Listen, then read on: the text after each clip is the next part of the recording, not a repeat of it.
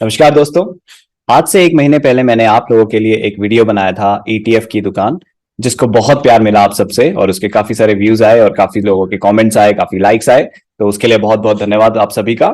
तो ये एक स्ट्रैटेजी है जो महेश सर ने हमें दी है और ये बहुत बेहतरीन स्ट्रैटेजी मुझे लगी। तो जिस दिन मैंने वीडियो बनाया था उसके अगले मंडे से ही मेरी वाइफ ने इसे शुरू कर दिया था यूज करना। और मेरी वाइफ पहली बार शेयर मार्केट में कुछ कर रही थी। आज तक उसने मेरे कुछ वीडियोस तो देखे थे, लेकिन उसे शेयर मार्केट इतने अच्छे से समझ में नहीं आता था, पर वो कुछ करना चाहती थी। तो मैंने कहा ये स्ट्रैटेजी काफी सिंपल है और काफी इफेक्टिव भी है, एक नए बंदे के लिए तो बिल्कुल है। तो उसके बाद से मेरी वाइफ ने इसे स्टार्ट किया, तो उसकी क्या परफॉर्मेंस रही वो मैं आज आपको बताने वाला हूं।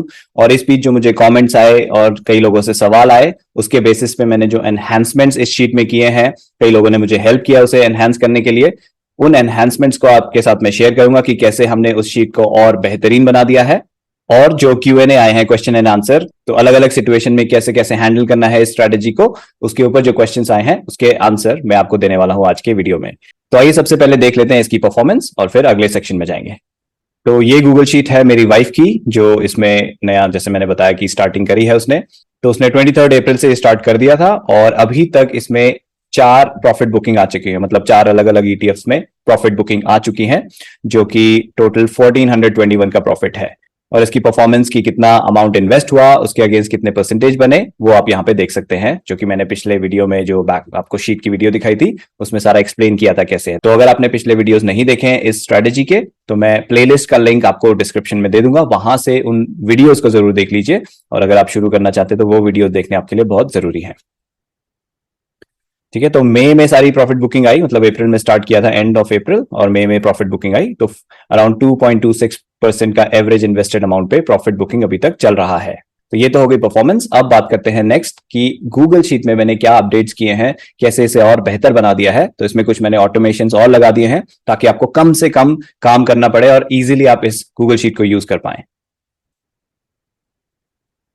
तो इस गूगल शीट का लिंक आपको डिस्क्रिप्शन में मिल जाएगा। जिन लोगों ने ऑलरेडी पिछली गूगल शीट डाउनलोड कर ली थी जब मैंने वीडियो बनाया था, ये वाली शीट दोबारा से डाउनलोड कर लें और अपना डेटा यहाँ पे कॉपी पेस्ट कर लें, जो जो आपने ऑलरेडी ट्रांजैक्शंस कर लिए हैं, ताकि आगे से आप इस शीट को यूज कर लें। ठीक है, ऊपर मैंने शीट के नाम में ये भी लिख दिया कि किस दिन ये शीट अपडेट हुई है। अगर ये आगे जाके और अपडेट होगी तो आपको वहां पे डेट फिर से चेंज दिखाई देगी, यानी कि कुछ और नया अपडेट आ गया है। तो बेसिकली सबसे पहले अगर हम देखें फायर ईटीएफ शीट में, सबसे पहला चेंज मैंने किया है, जो जो सेक्शन हमें देखना होता है कि आज न्यू बाइंग करनी है या फिर किसी में एवरेजिंग आ रही है वहां बाइंग करनी है, या फिर कोई सेल के लिए एलिजिबल है तो सेल करना है, वो सारा सेक्शन मैंने लेफ्ट में मूव कर दिया। पहले लेफ्ट में ये वाला सेक्शन था जहां पे हमें ईटीएफ के डिटेल्स मिलते थे, लेकिन उसको हम रेयरली रेफर करते हैं, उसे रेफर इनफैक्ट करते ही नहीं। ये जो डेटा टेबल है जहां पे ईटीएफ है, उसके प्राइसेस हैं, 20 डीएमए है, वो सब चीजें ये शीट रेफर करती है और उसके हिसाब से रैंकिंग बनाती है और यहाँ पे फिल्टर होकर रिजल्ट्स हमें आ जाते हैं। तो अल्टीमेटली हम इसी सेक्शन को देखते हैं कि हमें क्या बाइंग करना है, क्या एवरेजिंग करना है और क्या सेल के लिए एलिजिबल है।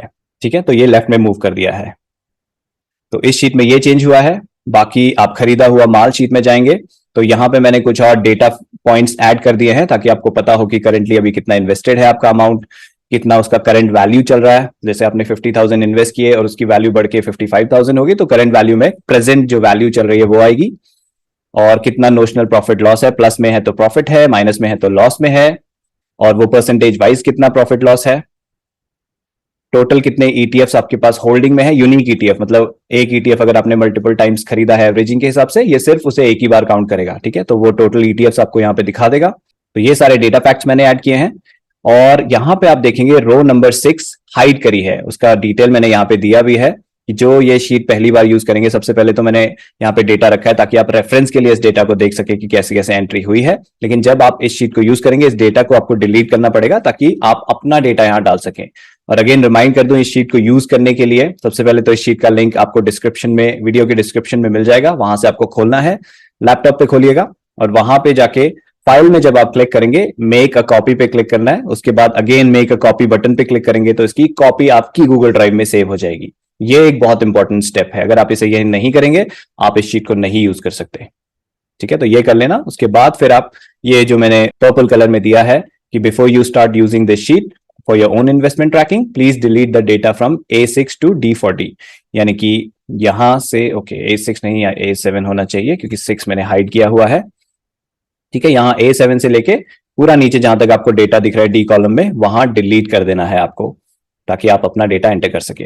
उसके बाद नेक्स्ट चीज यहां मैंने लिखी है, row number 6 has been hidden as it contains important formulas, do not delete that row. ठीक है, तो रो नंबर 6 मैंने ऑलरेडी हाइड कर दी है, तो उसको अनहाइड करने की आपको जरूरत नहीं, अनलेस कि आप फॉर्मूलाज देखना चाहते हैं क्या लगे हैं, उसके लिए आप अनहाइड कर सकते हैं। लेकिन एक बार आपने फॉर्मूला वगैरह देख लिए रेफरेंस के लिए, जिन जिनको देखना है, उसके बाद वापस हाइड कर दीजिएगा, ताकि आप गलती से वो फॉर्मूलाज डिलीट ना कर दें, क्योंकि उन्हीं फॉर्मूलाज के बेस पे सारे वैल्यूज वगैरह यहाँ पे कैलकुलेट होते हैं, इसलिए मैंने हाइड किया हुआ है यहाँ पे। अगर आप देखेंगे रो 6, और सबसे पहले जब आप हाइड करने की या डिलीट करने की इस रो में कोई कोशिश करेंगे, आपको एक वार्निंग भी आएगी कि आप एडिट नहीं करना है यहाँ पे कुछ। ठीक है, तो इस तरह से मैंने लॉकिंग भी कर दी है, ताकि कोई दिक्कत ना हो और गलती से आप कुछ इंपॉर्टेंट चीज डिलीट ना कर दें। तो जैसे जैसे आप बाइंग करेंगे, यहाँ पे एंट्री करेंगे, एंट्री करने के लिए सिंपली आपको डेट डालनी है। ठीक है, यहाँ पे तो मैंने येलो में मार्क कर दिया जहां जहां आपको एंट्री करनी है। तो सबसे पहले टॉप में टोटल इन्वेस्टमेंट कैपिटल आप क्या लेके चल रहे हैं वो आप एंट्री करेंगे। यहाँ पे ideal money is 3 lakh rupees लेकर चलें, ताकि हर एक बार जब आप बाय करें मिनिमम 5,000 का बाय हो। ठीक है, ये आइडियल अमाउंट है, इससे ऊपर कर सकते हैं थोड़ा बहुत ज्यादा ऊपर भी नहीं करना है, क्योंकि वॉल्यूम का प्रॉब्लम हो सकता है। यानी कि 3 लाख की जगह आप 30 लाख कर रहे हैं और पर अमाउंट में 50,000 इन्वेस्ट कर रहे हैं, वहां पे आपको वॉल्यूम्स के दिक्कत आ सकते हैं। वॉल्यूम मतलब कितना अवेलेबल है बाइंग एंड सेलिंग उस पर्टिकुलर ईटीएफ में। तो क्योंकि कई सारे ईटीएफ में उतना ज्यादा वॉल्यूम नहीं है, और उसके लिए आपको अगर ईटीएफ वो सेलेक्ट करने जिसमें हाई वॉल्यूम है, अगर आप हाई इन्वेस्टमेंट करना चाहते हैं बड़े अमाउंट के साथ, उसके लिए भी मैंने आपको डेटा पॉइंट्स यहाँ पे दे दिए हैं। तो यहाँ पे मैंने ऐड कर दिया है daily average volume in last 30 days. तो इस फॉर्मूला में मैंने निकाला है कि पिछले 30 दिनों में कितना वॉल्यूम रहा है हर एक दिन, और उसका एवरेज क्या रहा है। ठीक है, तो यहाँ पे आपको मिल जाएगा। फिर मैंने 90 डेज का भी निकाल के दिया और 365 डेज यानी पूरे एक साल का भी दिया है। तो आप जो भी डेटा पॉइंट को रेफर करना चाहते हैं उसके हिसाब से देख लीजिए कम वॉल्यूम वाले ईटीएफ कौन से हैं, और जिन्हें आपको नहीं रखना है कम वॉल्यूम वाले, उनको आप डिलीट कर सकते हैं। जैसे ही आप शीट से यहाँ पे डिलीट करेंगे, ईटीएफ कोड और ये दो चीजें अंडरलाइंग एसेट, उसका डेटा आना यहाँ पे बंद हो जाएगा, और ऑटोमेटिकली यहाँ पे रैंकिंग वगैरह में वो आएंगे ही नहीं। ठीक है, तो ये सब आपको करना है उन लोगों के लिए जो हाई इन्वेस्टमेंट करना चाहते हैं। जो लोग 3 लाख 4 लाख 5 लाख तक करना चाहते हैं, उनको ये सब करने की जरूरत नहीं है। इनमें इतने इनफ वॉल्यूम है कि आपको छोटे अमाउंट में बाय एंड सेलिंग करने में कोई दिक्कत नहीं आएगी। ठीक है, तो बाइंग एंट्री के लिए आपको यहाँ पे डेट डालनी है, किस दिन आपने बाय किया, और ये जो ETF NSE कोड है और अंडरलाइंग एसेट है वो सिंपली जैसे ही आपको शीट में दिखेगा, कैसे इस शीट को रीड करते हैं वो आप मेरे पिछले वीडियोस में देख लीजिएगा। तो यहां से वो कोड और उसका अंडरलाइन कॉपी करके आप यहाँ पे पेस्ट कर देंगे, और उसके बाद जिस प्राइस पे आप खरीद रहे हैं वो प्राइस यहाँ पे डालिएगा। तो खरीदने से पहले भी आप प्राइस डाल सकते हैं, आप मार्केट डेप्थ में चेक कीजिए उस ETF का कि कितने पे अवेलेबल है वो बाय करने के लिए। वो प्राइस जैसे ही आप यहाँ पे डालेंगे वो ऑटोमेटिकली आपको क्वांटिटी कैलकुलेट करके दे देगा। जैसे फॉर एग्जाम्पल यहाँ मैं डालता हूँ 10 रुपीज 5 पैसा। ठीक है, मैंने फॉर्मूला लगा रखा है, यहाँ पे आपको बता देगा कि 498 यूनिट्स आपको खरीदनी है 5,000 इन्वेस्ट करने के लिए। अभी मैंने ETF का कोड वगैरह नहीं डाला, क्योंकि अभी मैं सिर्फ ये वाला आपको एग्जांपल दे रहा था कि जैसे ही आप बाय प्राइस डालते हैं क्वांटिटी ऑटोमेटिकली कैलकुलेट करके दे देगा। तो आप यहाँ पे पहले बाय प्राइस डालिए और फिर उसके बाद जो क्वांटिटी आती है उस हिसाब से परचेज कर लीजिए। ठीक है, तो ये आपको 4 पीसेस एंट्री करनी है on a daily basis, buy date, NSE code, underlying asset और बाय प्राइस। बाकी का सारा डेटा ऑटोमेटिकली फॉर्मूला से पॉपुलेट होगा और हर दिन चेंज होगा, क्योंकि यहाँ करंट मार्केट प्राइस जैसे जैसे चेंज होगा ये सारे वैल्यूज चेंज होते रहेंगे, और आपको शीट, ये जो फायर ETF शीट है उसमें फिल्टर होके डेटा मिलता रहेगा। तो इस शीट में देखिए आज एक, क्योंकि मैंने ऑलरेडी डेटा डाला हुआ है उसके हिसाब से क्या हो रहा है, ये FAQ में इनफैक्ट मैं कवर करूंगा ये वाला सिनेरियो। ठीक है, तो चलिए फिर FAQ शुरू करते हैं, फ्रीक्वेंटली आस्क्ड क्वेश्चंस। तो क्या क्या क्वेश्चंस हैं मेरे पास जो लोगों ने पूछे हैं। तो सबसे पहले, on a particular day if a new ETF comes in top 5 rank and also an existing ETF has fallen more than 2.5%, which one should I buy? तो कई लोगों को ये क्लैरिटी नहीं मिल पा रही थी कि किसी एक पर्टिकुलर दिन जब वो शॉप स्टार्ट कर चुके हैं, किसी दिन उनको दिखता है कि एक नया ETF लिस्टेड है बाय करने के लिए टॉप 5 रैंक में, और साथ ही उनके पोर्टफोलियो में कोई ऐसा ETF भी है जो 2.5% से ज्यादा गिरा हुआ है लास्ट परचेज प्राइस से। ठीक है, जो भी उसका लास्ट परचेज प्राइस था उससे 2.5% ज्यादा गिरा हुआ है, तो कौन सा बाय करना है? तो इसका सिंपल आंसर है जो भी नया ETF लिस्टेड है उसको आपको बाय करना है।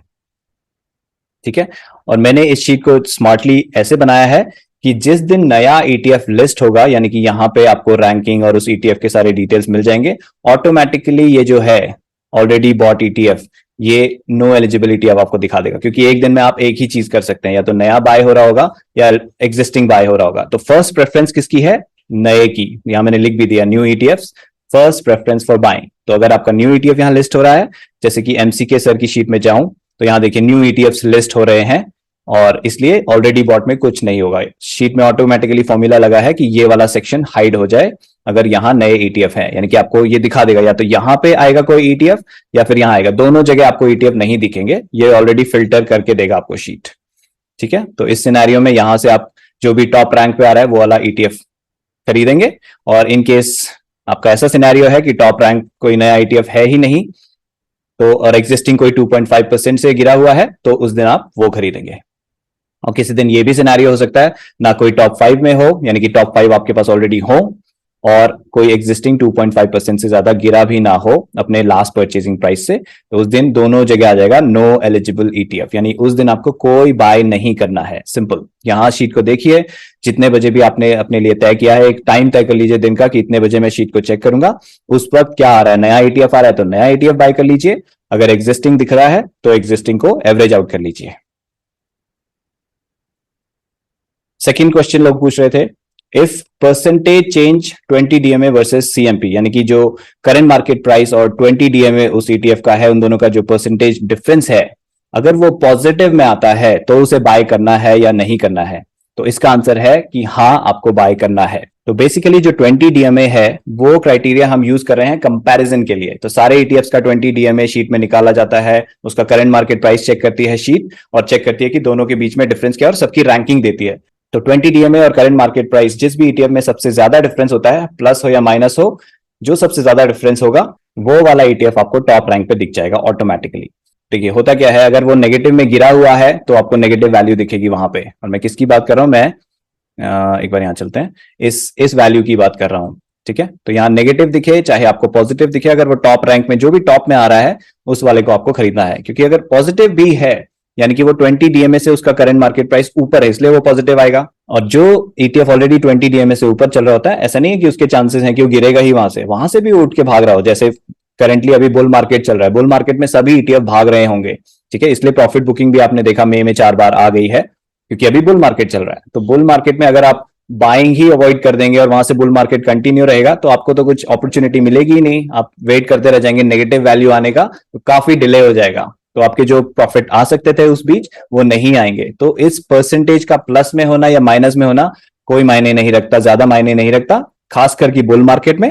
बेयर मार्केट होगा तो ऑटोमेटिकली नेगेटिव में ही ज्यादा आपको दिखेंगे, बुल मार्केट में नेगेटिव पॉजिटिव कोई भी सिनेरियो हो सकता है।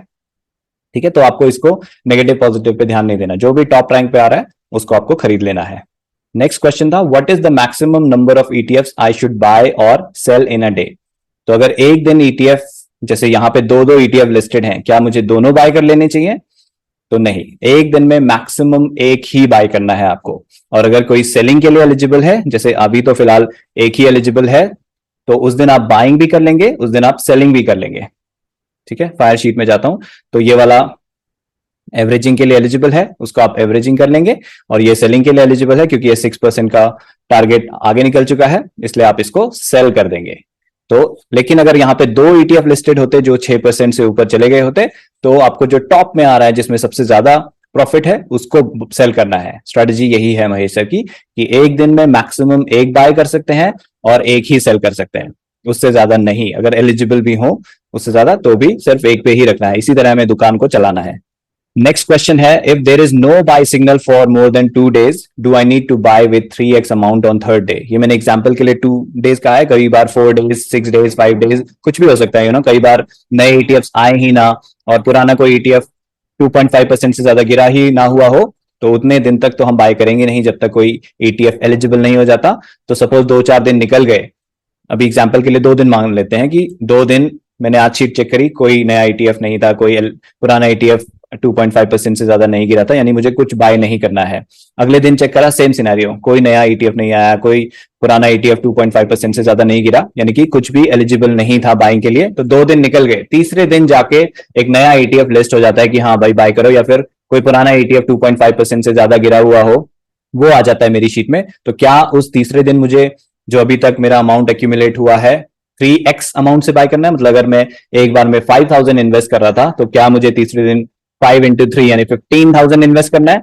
इसका आंसर है नो। जब जब बाइंग नहीं आएगी हम नहीं इन्वेस्ट करेंगे, लेकिन अगर बहुत दिनों बाद बाइंग आती है उस दिन भी हम सिर्फ 1x अमाउंट यानी कि 5,000 जो भी आपकी शीट में यहां पे अमाउंट है, इन्वेस्टमेंट पर ट्रांजैक्शन, इतने ही अमाउंट से बाय करना है, भले ही कितना ही गैप आए बीच में। Next question, how to enter the data when I buy average out an existing ETF. तो ये एक ऑटोमेशन और मैंने एक एनहांसमेंट और शीट में लगाया, पिछले वाले वीडियो में मैंने आपको दिखाया था ये कैसे करना है और खासकर सेलिंग के वक्त कैसे करना है। तो वहां पे काफी सारे फॉर्मूलाज उस तरह से एनहांस नहीं थे, लेकिन थैंक्स टू भावेश जी जिन्होंने मुझे इन फॉर्मूला को एनहांस करने में हेल्प करी। तो अभी ये एनहांस वाली शीट है, इसमें कैसे होगा ये देख लेते हैं। तो मैं यहां जाता हूं फायर ईटीएफ शीट में, मुझे दिख रहा है कि एचडीएफसी सिल्वर एलिजिबल है क्योंकि 2.5% से ज्यादा गिरा हुआ है। ठीक है, तो मैं यहां से ये कॉपी करूंगा और खरीदा हुआ माल में देखूंगा एचडीएफसी ईटीएफ कहां पे है। ठीक है, यहां पे आ रहा है एचडीएफसी सिल्वर और यहां पे आप देखेंगे इसी रो में इसका ये रेड कलर में भी आ जाएगा ताकि आप जल्दी से ढूंढ भी पाएं कि जो जो 2.5% से ज्यादा गिरे हैं वो रेड कलर में आ जाएंगे। ठीक है, तो अब फिलहाल अभी एक ही गिरा है, अगर एक से ज्यादा भी गिरे होते हैं सब रेड कलर में आ जाते हैं ये वाला परसेंटेज। ठीक है, तो यहां मुझे क्या करना है, एचडीएफसी सिल्वर वाली रो के नीचे क्लिक करना है और फिर सेलेक्ट करना है मुझे इंसर्ट वन रो अबव, ताकि यहां पे खाली रो इंसर्ट हो जाए। उसके बाद मुझे यहां पे कंट्रोल डी दबा देना आप, उससे क्या होगा जो ऊपर वाली रो का डेटा है वो नीचे कॉपी हो जाता है। ठीक है, उसके बाद आप अपनी डेट यहां पे डाल सकते हैं जिस दिन आप खरीद रहे हैं। सपोज मैं आज खरीद रहा हूं, आज वैसे छुट्टी है लेकिन सिर्फ एग्जाम्पल के लिए आपको यहाँ पे दिखाता हूं और इसको मैं खरीदता हूं। ठीक है, शीट ऑटोमेटिकली मुझे बता दिया शीट ने कि 72 क्वांटिटी मुझे खरीदनी है और मेरे 5023 इन्वेस्ट हो जाएंगे। ओके, और उसके बाद बाकी के वैल्यूज ऑटोमेटिकली टोटल क्वांटिटी मेरे पास कितनी हो गई, टोटल इन्वेस्टमेंट अमाउंट कितना हो गया, वो सब ऑटोमेटिकली यहाँ पे कैलकुलेट करके ऊपर वाली रो को वो ब्लैंक भी कर देगा क्योंकि एवरेज प्राइस पहली बाय का उसका टारगेट प्राइस वो अब कोई मायने नहीं रखता, दोनों का कंबाइंड जो एवरेज प्राइस है वो आपको इस नई वाली रो में दिख जाएगा। ठीक है, सारे जो न्यू डेटा पॉइंट्स हैं वो सारे इसमें ऑटोमेटिकली यहाँ नई वाली रो में आ जाएंगे। तो इस तरह से आपको एंट्री करनी है जब आप एवरेजिंग कर रहे हैं। साथ ही हमारा एक सेल के लिए भी एलिजिबल है, इसको कैसे करना है, तो यहां पे आप इसको कॉपी कीजिए टारगेट प्राइस तक। ठीक है, टारगेट प्राइस हमारा टारगेट है यहाँ पे कॉपी करने का, इस तरह से आप याद रख सकते हैं। तो डेट से स्टार्ट किया, टारगेट प्राइस तक हाईलाइट किया, उसके बाद कंट्रोल सी दबा लिया अपने कीबोर्ड पे, राइट क्लिक कॉपी, दोनों में से कुछ भी कर सकते हैं और बिका हुआ माल में जाएंगे आप और लास्ट वाली रो में उसे पेस्ट कर देना है। ठीक है, यहां तक पेस्ट हो गया। उसके बाद सेल प्राइस, कितने प्राइस पे आपने सेल किया उसको। ठीक है, इसका प्राइस देख लेते हैं कितना करंट मार्केट प्राइस दिखा रहा है, लास्ट 3058, सपोज इसी पे हमने सेल किया इसको। तो यहाँ पे वो एंट्री डालनी है, किस तारीख को सेल किया वो डालना है। ये होल्डिंग डेज ऑटोमेटिकली कैलकुलेट कर लेगा, आपका प्रॉफिट अमाउंट, आपका प्रॉफिट परसेंटेज ऑटोमेटिकली कैलकुलेट कर लेगा। उसके बाद आपको invested amount till this date यहाँ पे दिख जाएगा आपका खरीदा हुआ माल शीट में, यहाँ करेंटली इन्वेस्टेड, इसे कॉपी कीजिए और यहाँ पे स्पेशल वैल्यूज ओनली कर दीजिए। ठीक है, वो अमाउंट आ गया। ठीक है, तो ये स्टेप्स हैं कि जब मैं कुछ सेल कर रहा हूं तो मैंने वहां से कॉपी किया, यहाँ डेटा एंटर किया। अब क्योंकि वो मेरी होल्डिंग में अब नहीं है, मुझे यहां से उसे डिलीट भी करना होगा ताकि शीट को ये ना लगे कि मैं उसे ऑलरेडी होल्ड कर रहा हूं। तो यहाँ पे डिलीट के लिए सिंपली उस पूरी रो को हाईलाइट कीजिए, रो नंबर पे क्लिक करेंगे आप तो रो हाईलाइट हो जाएगी, राइट क्लिक कीजिए और डिलीट रो, उसके बाद उसका डेटा चला जाएगा। अब आप वापस फायर शीट में देखेंगे तो देखिए क्योंकि मैंने जो एवरेजिंग के लिए आ रहा था वो ऑलरेडी बाय कर लिया, अब शीट को पता है कि वो मेरी होल्डिंग में है, इसलिए दोबारा से वो यहाँ पे नहीं दिखा रहा है, वो हट गया है।